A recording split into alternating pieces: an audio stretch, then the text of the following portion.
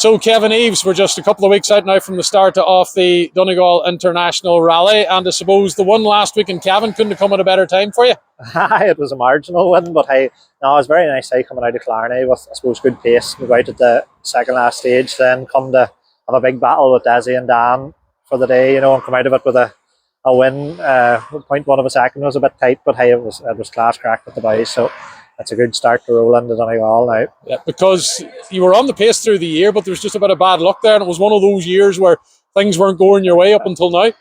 We had a couple of mechanicals, but at least from the I suppose a pace point of view, we were going well. A couple of mechanicals knocked us out here and there, but it is what it is. That stuff happens. It's the joys of rallying. Yeah. Well, the big one's now coming up. What would it mean to you?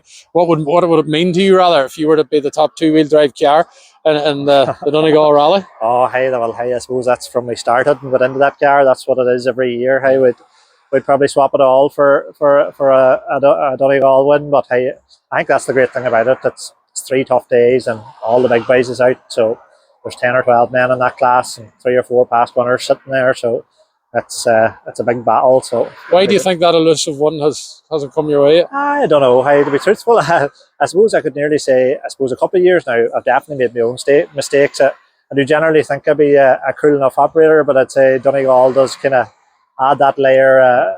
You kind of want to go hard from the start, if you know what I mean. So I'd say this year we're going to try and push on. I suppose it's local to home, but we're going to just take it the same as every other event instead of trying to step it up that gear too soon. So, but it'll be good out crack. Yeah. But it changes, you mentioned, closer to home down the south part of the county, the south of the Gap. What are you expecting on the Friday then? Is it going to be tight technical stuff, or what's on the agenda down there? I think hearing Killian Duffy saying, I think it is very tight and technical.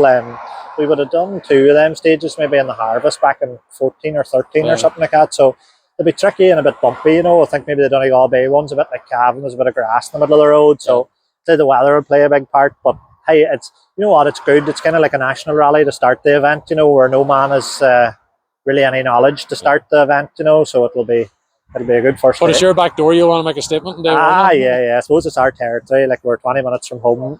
We kind of know the town lands, so I suppose Donegal's kind of like that. Hey, if you're too far behind in the first day, we're going to roll into Knockalla, and if the likes of Kevin Gollar's still going, it's just hard work. You're going to have to try and be up there on the first day to try and retain them there. So. Well, the rest of the stages, the Saturday and Sunday, you know them just as well at this stage because you've been around them, Kevin. Yeah, sure. We're doing it 8 or 9 years at this stage, so we have as much knowledge of all the classics. So I think that's good, because even in the Raki, when you have that base of knowledge, it's not as hard to work, so it'll be good fun. Yeah. Just finally then, yourself and Chris Melly, the man's calling the notes beside you. He's in confident mood as we head to the start of Donegal. Look, me and Chris is sitting 8 or 9 years. Half of what I do is because of his organisation. He takes a lot of pressure off me, and he's very good at what he does, and we're writing notes and there's a lot of detail in it. So we're both happy. We're happy in the car, ready for action. Okay, best of luck. Thanks for talking to us. Cheers, Ashton.